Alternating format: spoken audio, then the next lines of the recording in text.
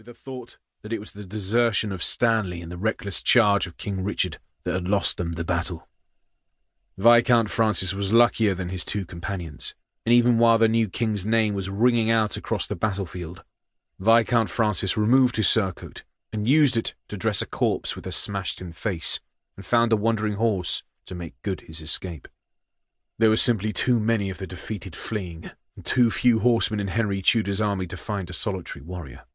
Viscount Francis vowed vengeance upon Henry Tudor and all those who had killed what he believed to be the rightful king of England. He would rise like a phoenix.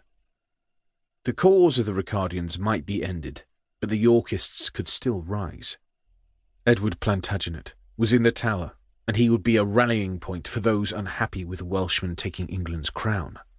Margaret of York was now Duchess of Burgundy, and he would seek her help.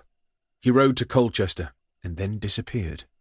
The disguised body was taken to be his, and no one sought the Viscount. The king was dead, and the new king reigned supreme, but the threat from those who supported Richard was not over, and with doubt over the deaths of those with a claim to the throne, then Henry Tudor was not secure.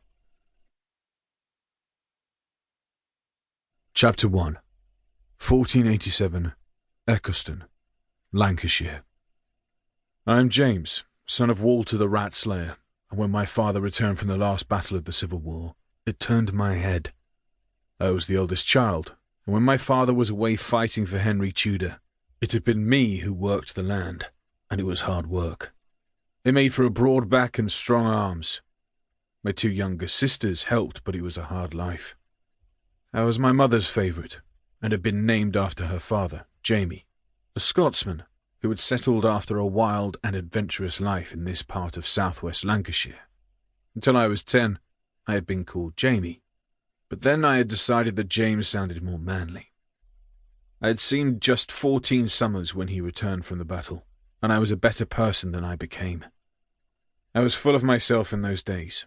It was a combination of the gold my father brought back, the farm, but probably my father's reputation that turned my head, and I confess it now, I did not see it at the time.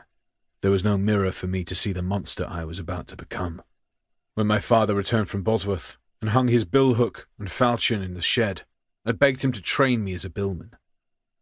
They had formed a large part of the army bought by Henry Tudor to fight the Yorkists. Those and the archers had been the reason that they won. At least, that was what my father said, and I believed him. With their helmets, padded brigandines, called a jack, falchions, and, most importantly, the billhooks they used, they were a force to be feared, and the fact that he had brought down a knight in plate armour riding a mailed horse was a testament to that skill. He agreed to my request, and while we worked the new land for 6 days a week, on Sunday when men were commanded by law to practice, he showed me his skills. At first we used staves, for it was less dangerous. As with all weapons, there is a skill to using a billhook, which men like my father make look easy.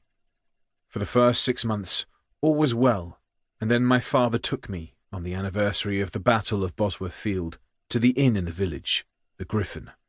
There my head began to be turned. It did not happen overnight, but when I heard all speaking of this hero of Bosworth, I began to take on the praise to my shoulders. It was as though they were complimenting me. I can see now that I was wrong, but I was young and foolish. I started to change. I began to resent the work around the farm. My sisters were able to stay in the house while my father and I worked in all weathers. He did not seem to mind, but I thought it an insult for the hero of Bosworth Field. The change in me coincided with the day that my father nodded and said, "Well done, James. You shall use a real billhook next time." I almost felt myself swell with pride. My father had two. One was his, and the other he had fetched back from the Battle of Bosworth. I think it had belonged to a fallen comrade. The shaft had suffered a cut, and he had replaced it. When I had been first shown the weapon and told that it would be mine, I treated it like a person. I kept the two blades as sharp as my father's shaving razor. I oiled them lovingly to stop the rust. I made sure that the hook, used for pulling horsemen from their saddles, was pointed and sharp, as was the spike used to ram between metal plates. Warriors who had money were now well protected by metal plates on their bodies and legs.